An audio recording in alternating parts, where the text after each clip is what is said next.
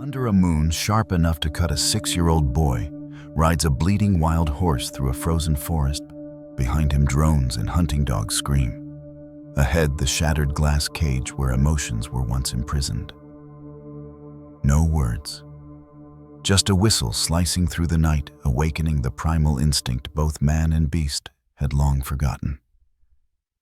This isn't an escape. It's the silent uprising of a heart once programmed. Don't forget to subscribe now to experience our next cinematic chapters, raw, emotional, thrilling, and healing right here. The blizzard had calmed, but the cold lingered like a second skin on the hills of Aspen. Snow sat heavy on the skeletal trees. The house stood atop the slope, an angular fortress of mirrored glass, unnaturally still, like it had been grown out of algorithms and antiseptic dreams. No chimney, no warmth, just walls that reflected the outside world without ever inviting it in. Inside, silence reigned, not the peaceful kind, but the kind that hummed with calculation. The walls glowed faintly blue, shifting hues based on atmospheric data humidity and Noah's cortisol levels. In the corner of the main chamber sat a boy, 6 years old, small frame, pale skin that never felt sun, only temperature-controlled light. He wore soft, identical gray garments that didn't wrinkle, didn't stain. His feet never touched soil. His name was Noah. He sat curled up beside the eastern window, a seamless sheet of intelligent glass that could turn opaque at the flick of a system protocol, though he had long since disabled that feature by blinking in a secret rhythm only he knew. With a green marker in his hand, he dragged clumsy, hesitant lines across the transparent surface. He was drawing a circle. Again. Inside the circle, 2 dots, not perfectly even, but always the same spacing. A crescent line beneath them. A face. A watching eye. He didn't smile. He never did. Above him, a mechanical arm descended from the ceiling. It extended a cup lukewarm nutrition-optimized flavor neutral. Noah didn't even glance at it. The arm waited, then retracted quietly, sensing his non-compliance. From the ceiling, an invisible speaker emitted the daily voice. Female melodic, soothing to a fault. It was based on a model designed to calm test subjects in trauma response studies. But to Noah, it was the voice of control. Noah, it sang. Let's play the empathy game. He blinked once. His fingers tightened on the green marker. A segment of the glass wall turned into a screen pixel by pixel. A face appeared on it, digitally constructed to resemble a neutral adult male eyes. Locked forward expression, blank. What emotion do you see, Noah? The voice asked patient. The boy stared at the face. He didn't answer. The face changed. This time a woman smiling too widely. Then a crying child. Then another, eyes wide in panic. Noah, the voice repeated. How does this image make you feel? He turned his head slowly and looked at the ceiling. Not at the voice, past it, through it. I feel... Nothing, he said softly. They're not real. Silence. The screen blinked off. He rose. Small feet padded across the smooth white floor. In the center of the living space was the reconditioning table. A sterile bed with a head brace used not for sleep, but adjustment. He knew it well, knew the sounds it made. The click of the neural nodes tightening, the warm buzz of the emotional recalibrator. It hadn't been used for a week now, a good sign by system standards. He turned away from it. Noah walked back to the window and pressed his palm to the cold glass. Outside, a white abyss. No footprints, no movement, no visitors. Just wind sweeping across the empty hills. He exhaled. The fog from his breath bloomed and disappeared. Behind him, footsteps, not mechanical. She entered the room like the tick of a metronome, measured, graceful, precise. She never rushed, never fidgeted. She was the only living human Noah saw. Dr. Unveil, world-renowned cognitive neuroscientist, author of Emotion as Evolutionary Error, his mother by law, not by blood. In this house, she wasn't Mom. She was Dr. Veil, even to him. Her black boots whispered on the floor. Her white coat trailed behind her like the tail of a ghost. Blonde hair pinned back, minimal makeup, face calm, unreadable like a glass surface. She stopped beside him. You didn't finish the empathy module, she said, voice flatter than the voice from the ceiling. Noah didn't look at her. They weren't real, he replied. Reality is not a prerequisite for emotional growth, she said. You know that. He still didn't turn. She sighed. It was the closest she came to a human sound. I reviewed your vitals. There's a deviation in your occipital response patterns. Increased fixation. That's why I'm here. She knelt down beside him, placing a gloved hand gently on his shoulder. I need you to be stable, Noah. Emotions are beautiful things, but only when they are controlled. Otherwise, they're dangerous.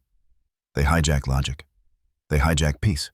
He blinked once. Cảm xúc là biến số không cần thiết. She smiled faintly. It never reached her eyes. Then she stood up brisk and smooth and walked away.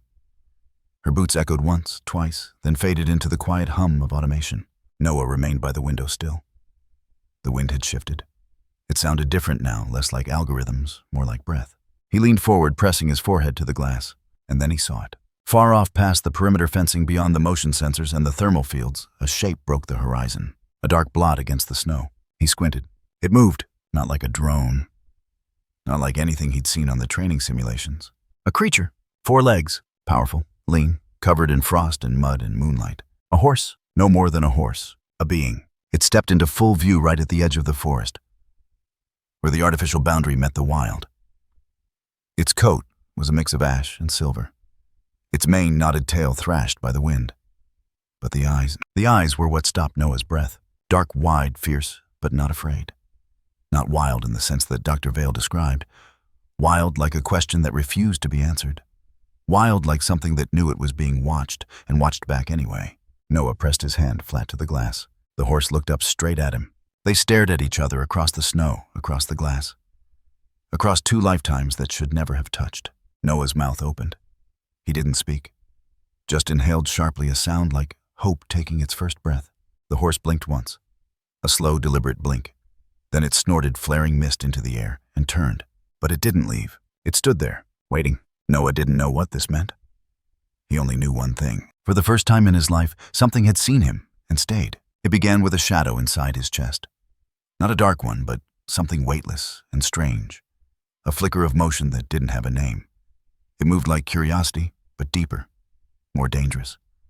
It hummed through Noah's limbs as he sat at the end of the white hallway, fingers clenched around the edges of a notebook he wasn't supposed to have. It was old. Paper.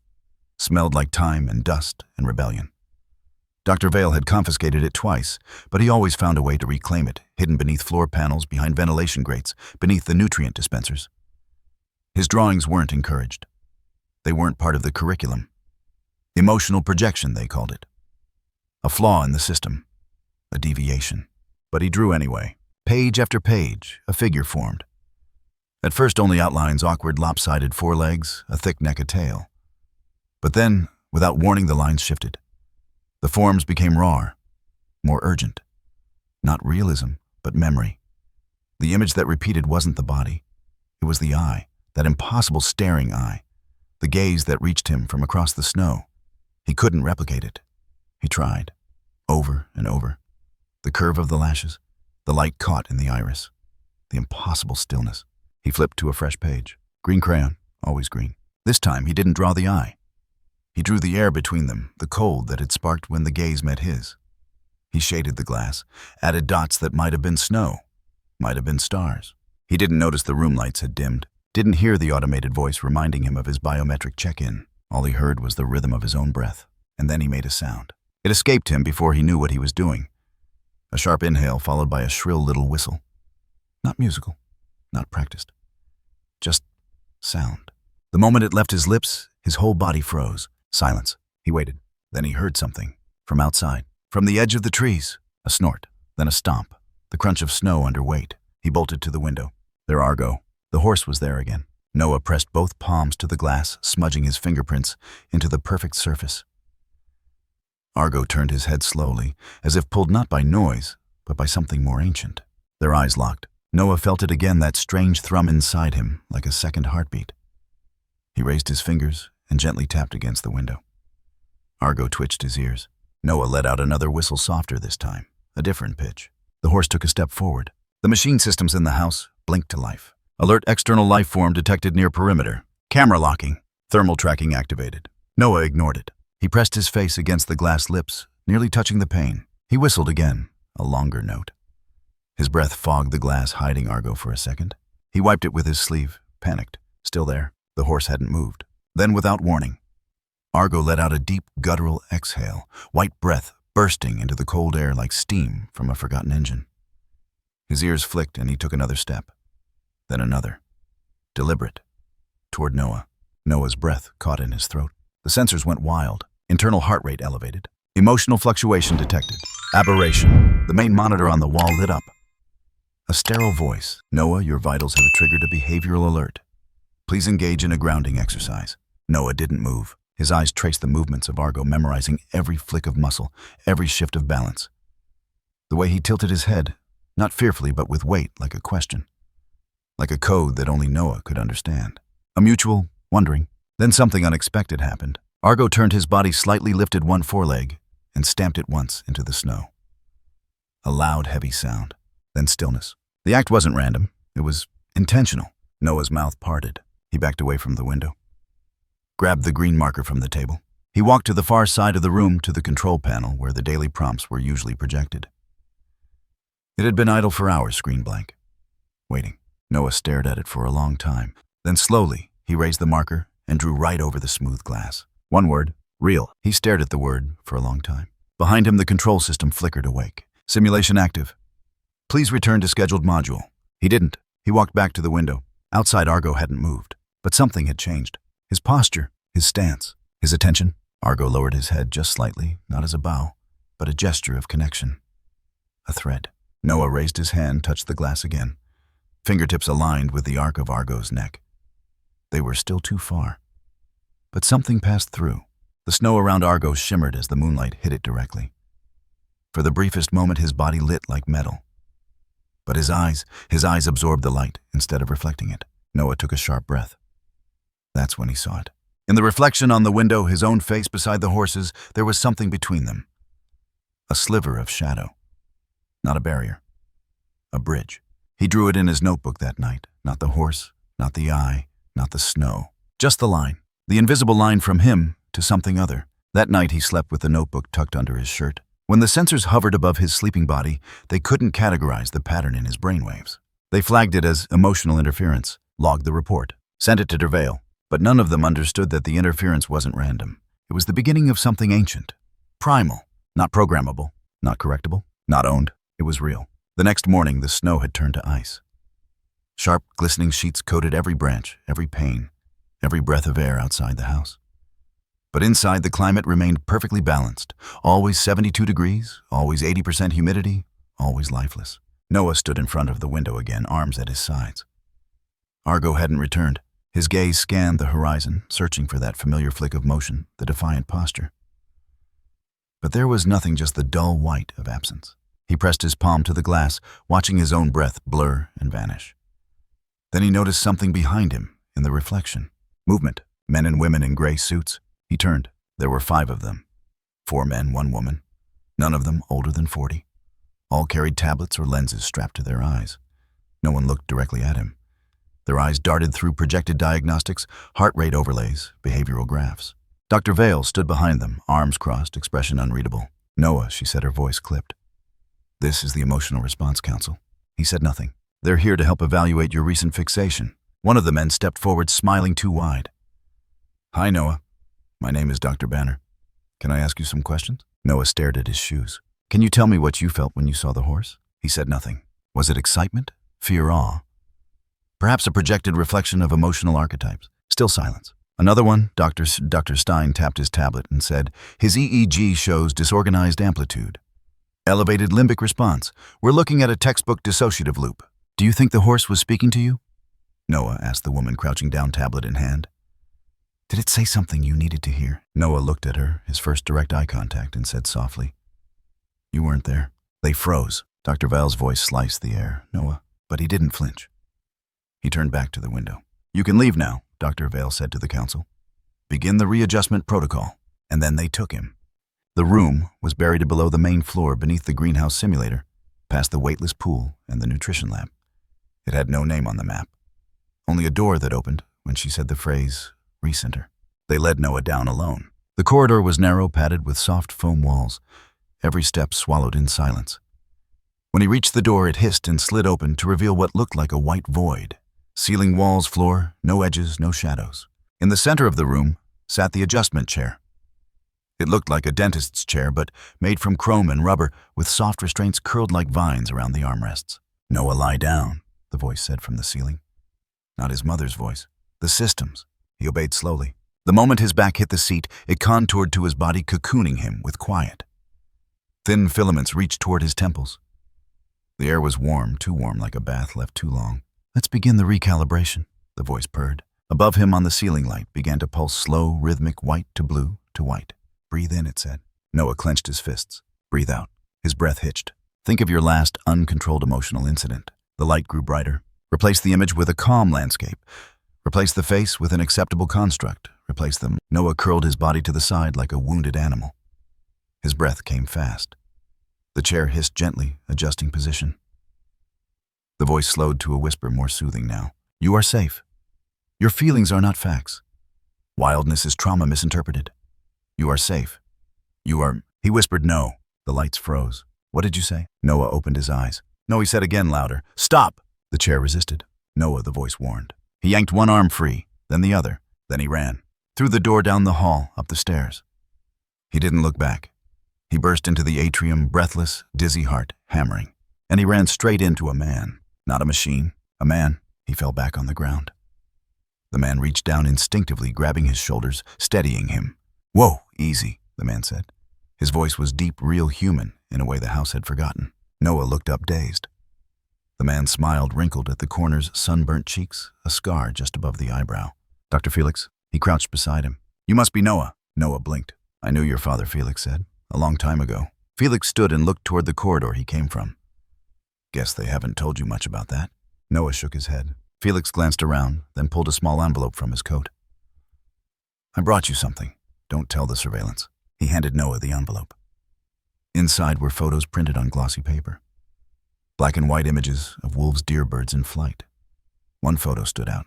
A horse, standing alone by a riverbank, its eyes locked with the camera. Wild, untouched, free. His name was Magnus, Felix said.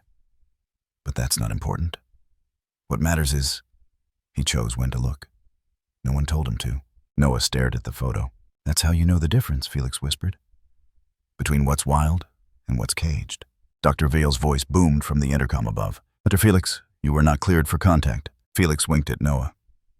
"Guess I was never good with clearance." A door opened behind him.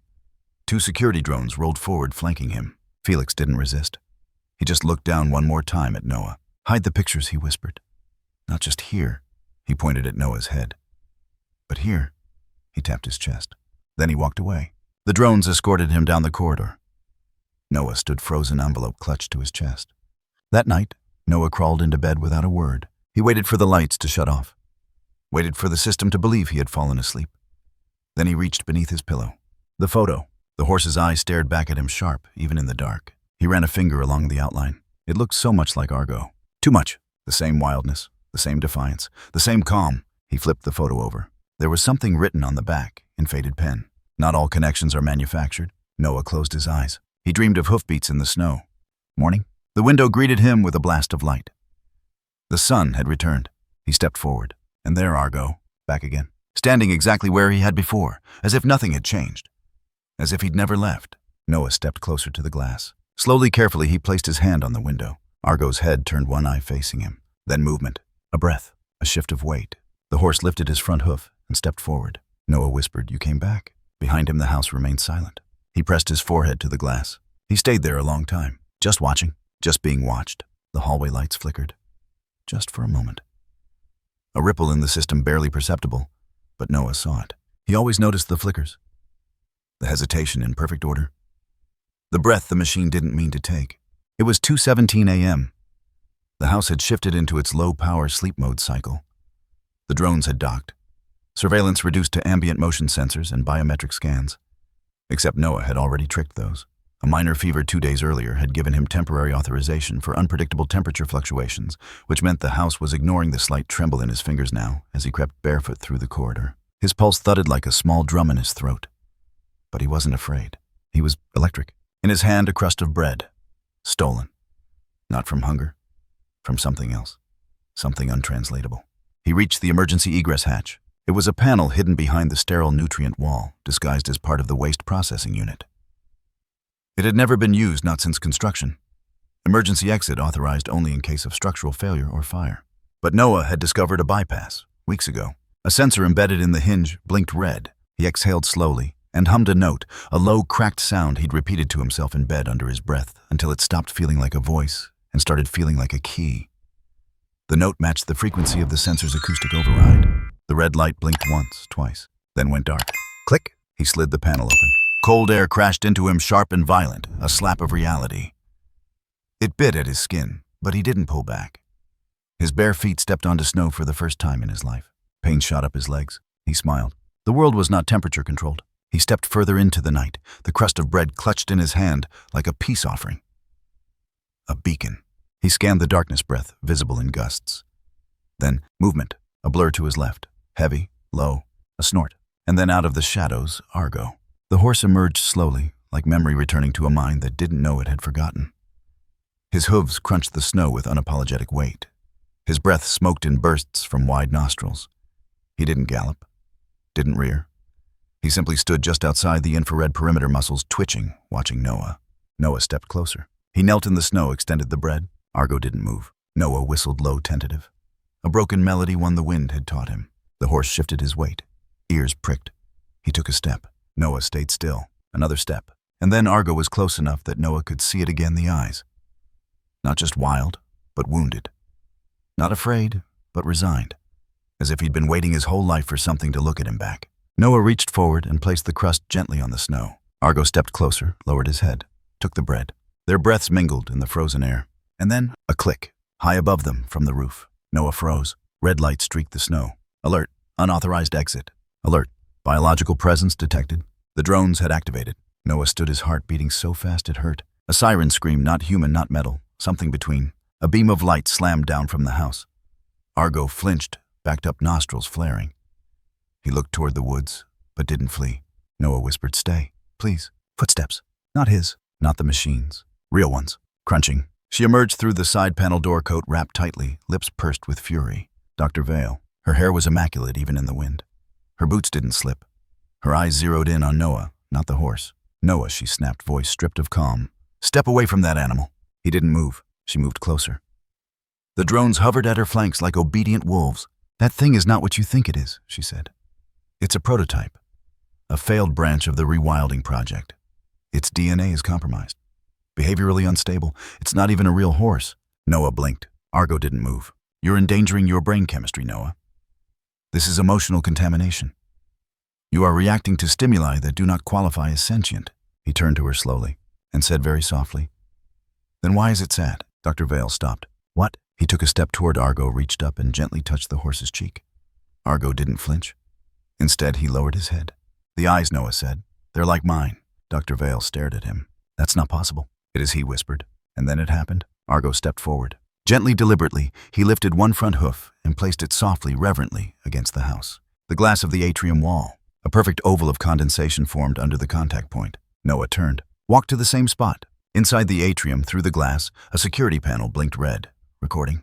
Noah raised his hand, pressed his palm flat against the glass, exactly where Argo's hoof touched from the other side. Their limbs aligned, hoof and hand. The drone's spotlight narrowed. The snow around them fell in a hush. Noah didn't blink. Neither did Argo. Two shapes in perfect symmetry, divided by material, not meaning. "System error," Dr. Veil muttered behind them. But she wasn't talking to the machines. She was talking to herself. Her voice cracked. "This isn't possible." Noah turned. His eyes weren't pleading anymore. They were certain. "What if error is the only thing that's real?" he said. She didn't answer. The drones hovered, waiting. Snow fell. Argo's hoof remained pressed against the glass, unmoving. Inside the house on the control display, red lines pulsed wildly. "System anomaly. Emotional interference. Detected. Unstable subject linked to external agent. Protocol violation. Suggested response, isolate and reset." But none of that mattered, because outside in the cold, unfiltered air, a boy and a horse had found each other. Not through command, not through experiment, but through something the house had no word for. Something not tracked in graphs. Something not measured in dopamine spikes or EG patterns. Something only the broken systems could recognize. Love, wild, unauthorized, and real. The house went into lockdown before sunrise. Doors hissed shut with a finality that felt less mechanical and more surgical. Every light turned blue-white. Every panel sealed. Noah's room, usually a soft cocoon of programmable warmth, became an antiseptic cube. Cold, soundless. Even the glass had lost its transparency, shifting to a one-way mirror, allowing eyes from the outside to watch without being watched in return. Dr. Veil didn't speak to him that morning. She issued commands. Subject N117 to NeuroSuite 1. Authorization override veil Delta 7. It wasn't phrased as punishment.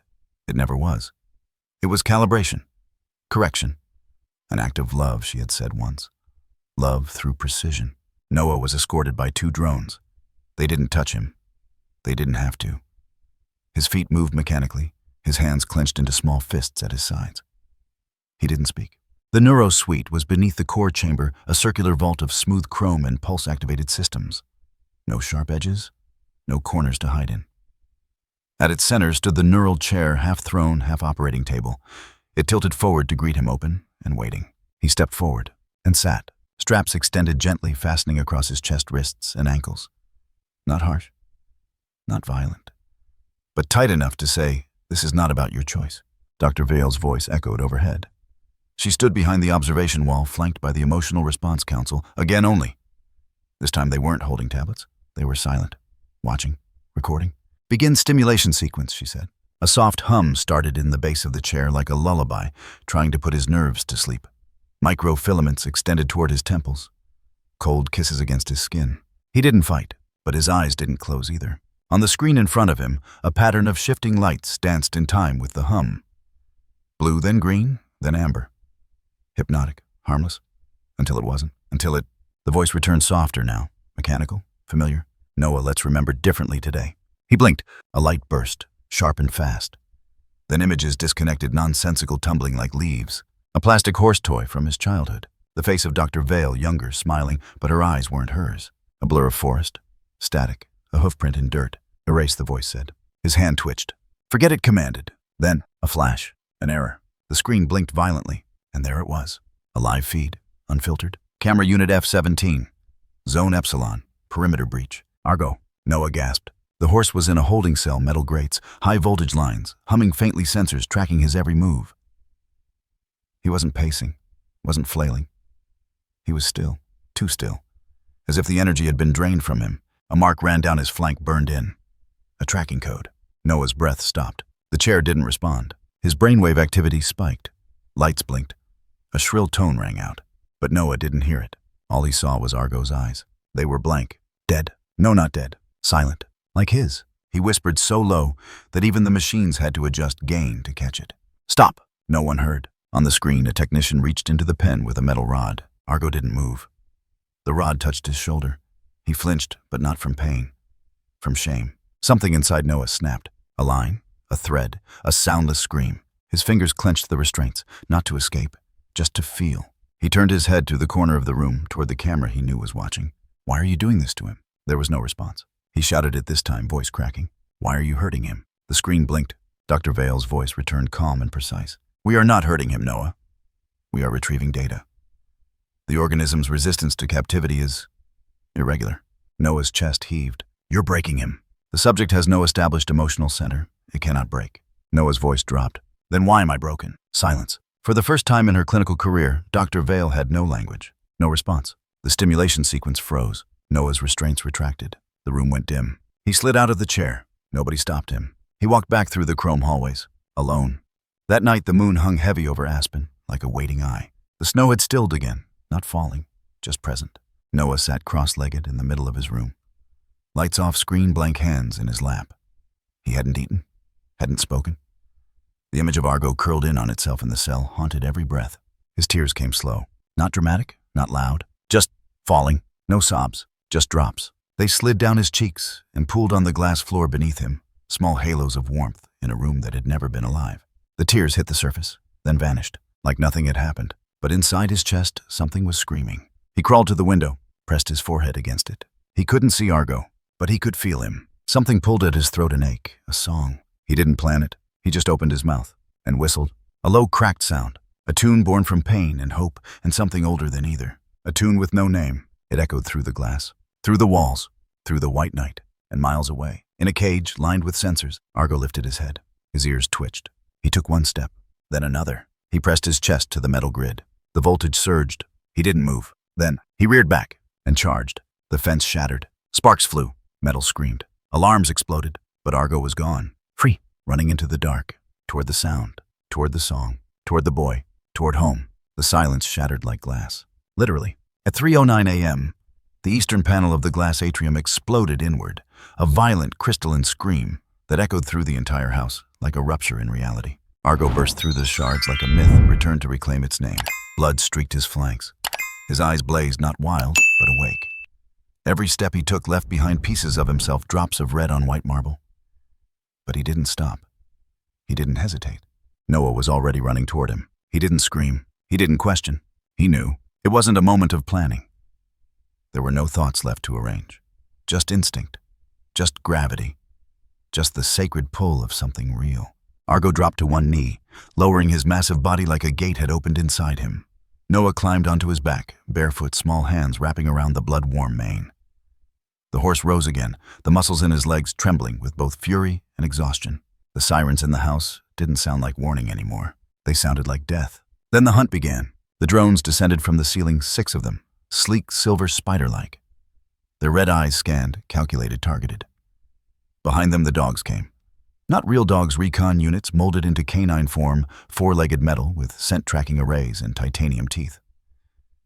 Designed for forest maneuverability, designed to outthink deer wolves, anything with heat and motion. But they had never hunted this. They had never hunted something born of pain memory and the refusal to forget. Noah held tight to Argo's neck. "Go," he whispered. Argo exploded forward through the blown-open atrium. Snow flew in every direction. The cold slammed into Noah's face like a wall. His breath caught. His eyes teared instantly, but he didn't blink, didn't cower. He leaned forward, clutching the mane tighter, letting the wind break over him, letting the storm swallow them. For the first time in his life, he wasn't inside a system. He was inside motion. The dogs howled behind them, mechanical shrieks that vibrated through the trees. Drones buzzed overhead, scanning, recording, issuing thermal pulses to disable targets. One veered down, sending a shockwave of sound toward them. Argo staggered. His back leg gave a little. Noah gritted his teeth. "Please," he whispered into the horse's ear. "Just one more second." They shot down the valley past frozen rivers, across rocky paths hidden by snowbanks. Argo leapt over logs, ducked beneath falling branches. Blood mixed with frost on his fur, but his eyes never lost focus. Noah began to cry, not from pain, from aliveness. The wind whipped his cheeks, cracked his lips, tore through the sterile layers of his clothing, and reminded his bones what it was like to exist unprotected. He didn't want to go back. He would never go back. They reached the tree line by 4 a.m. The machines had fallen behind for now. The forest was older here, wilder, unmapped. Argo slowed. His breathing came heavy, each exhale fogging the air like a furnace still burning. He finally stopped near a fallen pine, collapsing to his knees. Noah slid down from his back. Blood matted the horse's hooves. Noah pressed his hands against the wounds. "I'm sorry," he whispered. "I didn't know they would hurt you." Argo lowered his head. He pressed his forehead gently to Noah's. The boy closed his eyes. In that moment, without words, something passed between them. Not apology, not forgiveness, just truth. And then, footsteps, real ones, soft, rhythmic. Noah spun. From between the trees emerged a figure, a girl maybe a few years older than him. Tall for her age, long dark braids falling over a frayed green jacket. Her cheeks were windburnt. Her boots were wrapped in rags. Her eyes didn't ask questions. She just saw. Noah took a step back. The girl raised both hands slowly. No threat. She looked at Argo, then at Noah. "You hurt?" she asked. Noah shook his head. He whispered. The girl walked forward, quiet as snow falling. She knelt beside Argo, reached into a pouch on her belt, and pulled out a vial of thick amber paste. She didn't ask permission. She simply looked at Noah. "He'll let me." Noah nodded. She applied the salve gently, her fingers moving with surprising skill. "What's his name?" she asked. "Argo." She smiled. "Of course it is." Noah looked at her. "Who are you?" "Lila," she said. "You're not from here." "No." She studied him. "You don't talk like most boys." "I don't know how to talk." She tilted her head. "That's not true. You were just used to being spoken through." He didn't understand, but he liked the way she said it. She stood. "They'll come looking again. You can't stay here." Noah turned to Argo. "He can't run anymore." "He won't have to." She whistled a short, sharp note. From the shadows emerged more figures. Children, teens, adults, wrapped in coats and furs. Quiet, watching.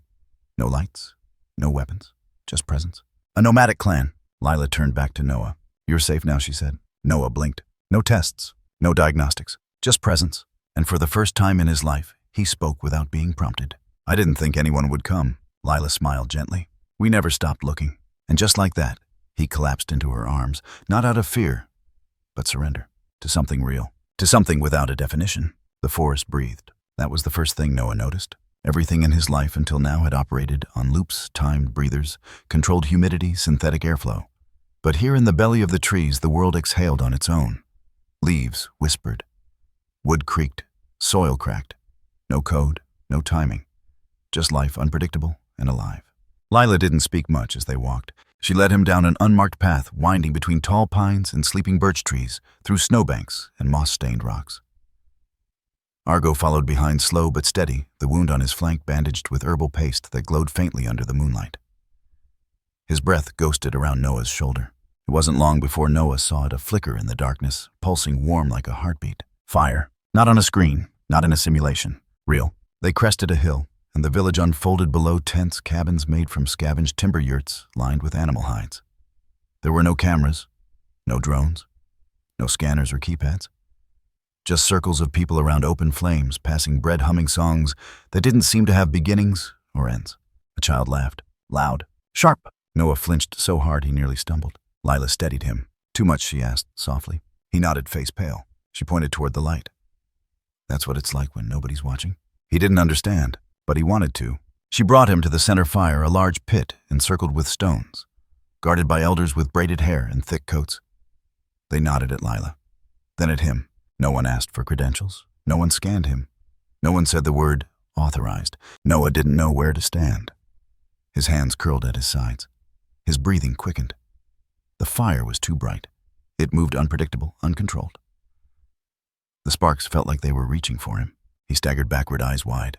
A drum started slow and low. A woman hummed. A boy clapped offbeat. Noah covered his ears. Too much sound. Too real. Not compressed. Not filtered. He turned to Lila, panic rising. I can't, he gasped. It hurts. She didn't touch him. She knelt. Breathe, she said. It's just the truth.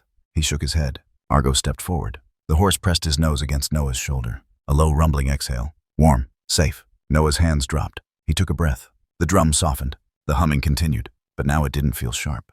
It felt ancient. Lila reached into her pocket and pulled something out, a rough piece of leather cord and two thin fraying strips of deep brown fabric. She began weaving, quietly, purposefully. Noah watched, mesmerized. What is that, he whispered. A story, she said.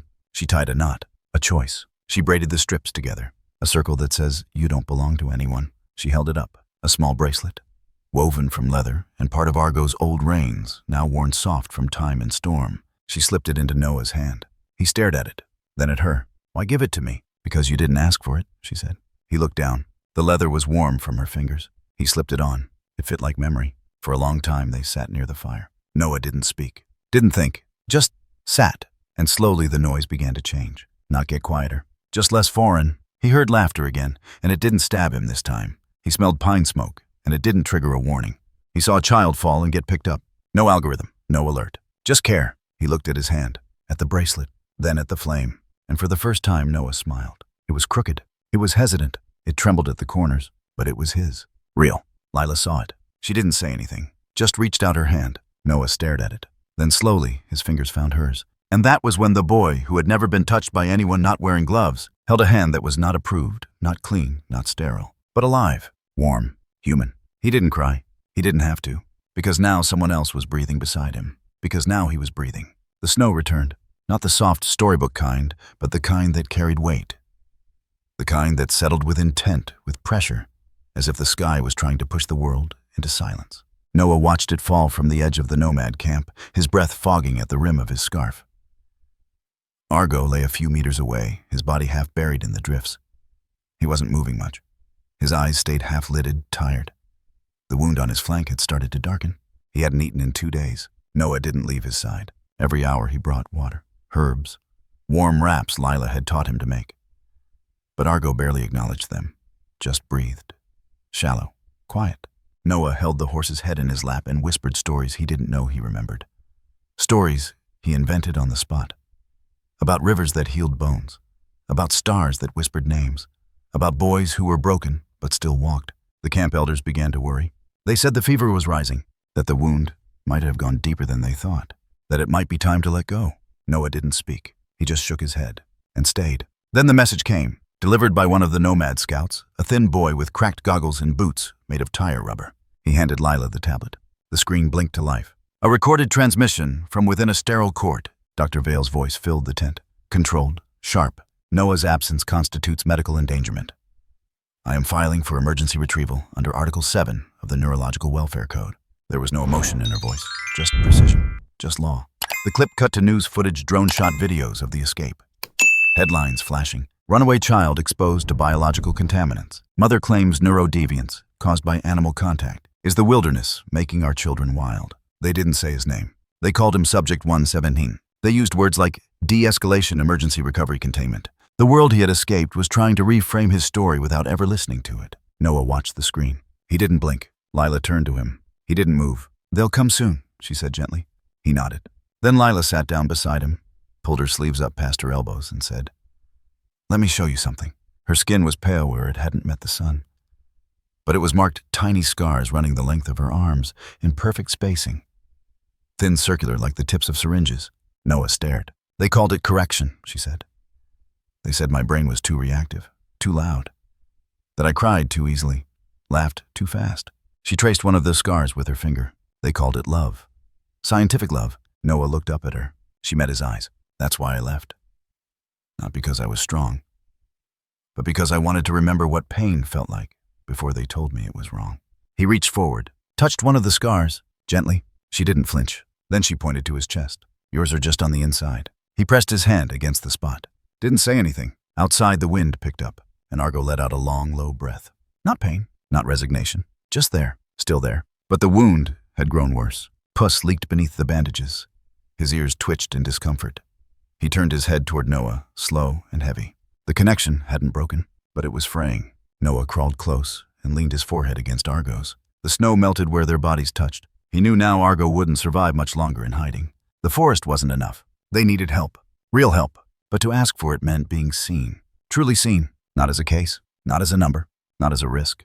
As a boy. As someone who cared. Noah stood. The firelight from the central pit flickered across his face. He turned to Lila. His voice was quiet, but steady. "I'm not running anymore." She nodded. "You're going to let them see you." He looked back at Argo. "No, I'm going to make them." That night, he wrapped his arms around Argo's neck and held him through the wind. The bracelet Lila made for him, woven from worn leather and trust pressed tight against his wrist like a promise. He didn't need a plan. He just needed to show up and refuse to disappear. Noah didn't tell anyone he was leaving. At sunrise, before the fires were rekindled and the rest of the camp stirred, he wrapped a wool cloak around his shoulders, kissed Argo between the eyes, and whispered something into the horse's ear that only the two of them would ever know. Then he climbed onto Argo's back, slowly, gently, with the reverence of someone stepping into a sacred space. Argo steadied under him, legs trembling but eyes clear. Lila stood near the edge of the woods, watching. She didn't stop him. She only said one thing. "Go like you were never afraid." Noah nodded once, and they disappeared down the frost-lined path, not running this time, but riding forward into the open, into the unknown, into the place where things break or heal. Midday, the center of town. A plaza paved in cold gray slate, flanked by metallic buildings and mirrored towers. A dozen news drones hovered overhead, humming like mechanical insects. The square was crowded merchants, officials, pedestrians bundled in tech thread coats, sipping protein tea-eyes glued to their lenses and wrist feeds. No one noticed the boy at first. A slow creak of hooves on stone. A figure emerging from the mist, bareheaded, pale, small. Noah, on Argo, riding directly into the town square like a ghost, returned. People stopped, turned. A few raised cameras. Some whispered. One child pointed. And then they saw what he was holding. A shard of glass. A large, jagged piece from the window of his old home, cracked through the center, but still bearing the soft curvature of the atrium where he had spent 6 years watching the world without being in it. He held it up, not high like a weapon, but forward like an offering. The light caught it, and through the fractured glass, the town saw him, not distorted, not magnified, just split into parts. The boy they named defective. The boy they tried to rewire. The boy who didn't run away to be wild, but to be whole. Noah said nothing. He didn't need to. He just sat on the back of the bleeding horse, the leather bracelet tight around his wrist, the glass catching the light like it remembered the stars, and waited. Somewhere in the crowd, someone wept. Not loudly, but with the kind of sob that comes when you remember something you forgot mattered. Others raised their phones. Some clicked away, feeding the system, but others lowered them and watched, just watched. The silence deepened. It wasn't empty, it was charged. It cracked open something no law, no metric, no algorithm could measure. Then came Dr. Felix. He stepped out from the side alley near the cafe, a folder under one arm, his gray beard sharp against the light. He walked toward the statue platform, climbed up beside the stone effigy of a founder no one remembered, and held the folder high. "This," he shouted, "is everything they didn't tell you." A screen blinked to life on the plaza wall behind him. Documents, footage, charts, archived video of test subjects. Children some no older than Noah, hooked to neural suppression rigs. Audio files of emotion redefinition protocols. Statements signed by Dr. Unveil. "You want to know why this boy rode into town like a whisper of truth?" Felix said, voice cracking with age and anger. Because the world he came from told him feeling was an error. Gasps rippled. Screenshots spread across the plaza. Articles flashed on feeds. Emotionless algorithms couldn't silence grief. Couldn't deny the eyes of a horse too tired to run. Couldn't explain a child sitting in the cold, holding nothing but a piece of broken glass and his own conviction. Across the city, nodes lit up. Home networks streamed the footage. Families watched in silence. One room at a time, the lie came undone. In a government office lined with matte black furniture and white noise machines, Dr. Vale sat alone. A chair across from her sat empty. Noah's chair, the one she had always left open during sessions. A tablet blinked on the desk in front of her, headlines, scrolling by in real time. She didn't touch it, didn't blink. Then slowly she reached out and touched the back of the empty chair. A gesture that wasn't scientific, just human. And then, for the first time in 20 years, Eleanor Vale began to cry. Not performatively, not out of guilt, but because she realized she had confused order with love. And now the boy who had once called her mother sat in a square, wordless and waiting. And the world was finally listening. Back in the plaza, the wind had picked up. Argo swayed beneath Noah. A medic approached, hands open, unarmed. "We can help him," she said softly. Noah nodded and slid from the horse's back. People cleared a path. They didn't cheer. They didn't clap. They just moved. Because when truth finally arrives, quiet, bleeding, fragile, it doesn't need to shout. It just needs to be seen. Noah placed the shard of glass on the ground and walked forward. The final image, the broken window pane resting in the middle of the square, catching the full moon overhead, reflecting it downward, onto stone, onto the horse's footprints, onto the place where the cage once stood. Now nothing left but moonlight. They returned to the trees, not as fugitives, but as something far quieter, far more permanent. Survivors. Noah stepped off the bus with Argo by his side. The boy's palm resting gently on the horse's neck, as if their story still needed that tether to remain whole. The road behind them was dirt now, winding uneven and real. Ahead, the forest, but it wasn't the same as when they had left. The perimeter fences were gone. The surveillance towers had been dismantled, their cables coiled and buried under saplings. A new wooden arch stood at the entrance, hand-carved with 3 words, "Living things belong." A sanctuary born not from policy, but from people, ordinary citizens, who had signed their names in ink and in faith enough to turn a sliver of land into something sacred. The wild zone, once restricted and treated as experimental property, had become a protected ecosystem. Legal, untouched. A place where nothing needed to justify its breath. Noah stepped under the archway. He didn't say anything. He didn't need to. Argo followed slower than before. The wound had closed, but the limp remained. A scar that spoke louder than any scar Noah carried. It had shaped the horse's gait, made it deliberate, grounded. Like he was learning how to walk all over again. Noah walked at his pace. They both did. The camp had grown. Dozens of yurts now curved gently into the hillside, their cloth walls painted with handprints and animal motifs. A stone amphitheater had been carved into the base of a glen. And in the middle of it all, Lila stood barefoot on a wooden platform. Her arms stretched wide, leading a group of children, some laughing, some quiet, some rocking gently to a rhythm no one had taught them. There was no speaker system, no programmed tempo, just drums, strings, a hollow flute carved from birch. Sound created by breath, not code. She saw Noah before he called her name, smiled, didn't run to him, just opened her arms like she already knew he would walk into them. He did. For a long time they said nothing, just held each other and let the kids keep playing, filling the air with melodies that couldn't be monetized. That night, they built a fire beneath a canopy of stars. No drones, no feeds, just the sky, raw and glittering, 1,000 blinking eyes that didn't want anything from you but witness. Noah pulled out the letter, the one he hadn't opened until that day. The envelope had no return address, just his name handwritten in ink. Inside, the paper trembled as he unfolded it. The handwriting was precise, like it had taken hours to perfect each loop and angle, a battle between intellect and vulnerability. Noah, I don't know what's real. I never did. I built a world that could be measured, tested, repeated. And then you shattered it by feeling in a way I couldn't. They told me emotion was inefficient. You taught me it was inevitable. I don't deserve your forgiveness. I'm not even sure I want it. But I needed you to know that the day you left wasn't the day I lost control. It was the day I saw truth. You were never broken. You were honest. and I am trying to be that too. Love not the kind I was trained to understand, but the kind that shakes. Eleanor. He stared at the last line for a long time, not sure if it was goodbye or something more difficult to name. He folded the letter and placed it in the fire, not out of anger, but because some truths don't need to be kept. They need to be burned into memory. Later, Lila brought him something, a strip of leather, soft and familiar, the final piece of Argo's first bridle. She had shaped it into a loop and strung it between two pine branches at the edge of the meadow, high enough to catch the wind, low enough to be heard. It swayed in the air, not quite still, not quite free. When the breeze rolled through, the ring spun and made a sound. Not loud, just a soft, wavering whistle, like a breath you forget you're holding, like a voice without words. Noah stood beneath it and listened. Then he smiled, not with triumph, not with victory, but with knowing this was not the end, just the place where nothing needed to be explained to be true, where love didn't follow rules. It simply arrived and chose to stay. Noah didn't speak. There was nothing left to explain. The night carried his silence better than words ever could. He sat atop Argo, the old horse breathing steady beneath him, each exhale a soft plume in the frigid air. The saddle was nothing more than a wool blanket cinched with rope. Noah's legs dangled bare against Argo's sides, the skin of his calves pale against the horse's deep winter coat. The stars above had shaken off their city smog. They burned tonight, fierce, clean, infinite. But it was the moon that owned the sky, massive swollen silver. It hung so low, it felt like it might melt into the ridge ahead, dissolving into the snow like salt on skin. Noah nudged Argo forward. No commands, no reins, just motion.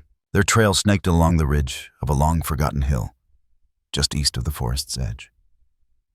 Below them, the valley lay quiet, full of ghost trees and frostbitten grass. Far in the distance, dots of firelight flickered from the nomads' camp, tiny warm stars in a sea of white. A wind moved in, slow, icy. The boy lowered his head slightly, face brushing Argo's mane. His fingers reached up and touched the bracelet still tight on his wrist. The leather had darkened with time, with sweat, with blood. But it held. Everything it held. Then came the music. Soft at first. So soft it might have been imagined. But it grew. Not from instruments, not from speakers, from memory. A whistle, carried by wind.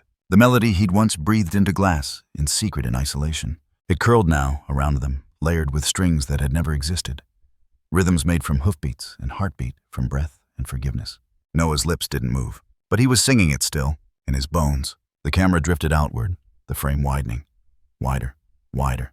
The boy and the horse became silhouettes, then shadows, then ink on ice. Their outlines stretched across the snow like a story no one could erase, one long brushstroke of defiance and grace. Noah leaned forward, cheek pressed against Argo's neck. He smiled. Not small, not hidden, not hesitant, but full, wide, like the kind of joy that doesn't ask permission. It was his first real smile, not because he had escaped, but because he no longer had to. The moon cast no judgment, only light. The wind whispered no questions, only carried. And as the camera pulled back beyond the hills, past the trees, past the horizon, the final image held. Boy, horse, moon, moving, alive, unfiltered, uncaptured. Then, black screen, a pause, and the words appeared letter by letter, in silence. When emotion is allowed to be itself, we no longer need glass cages to live.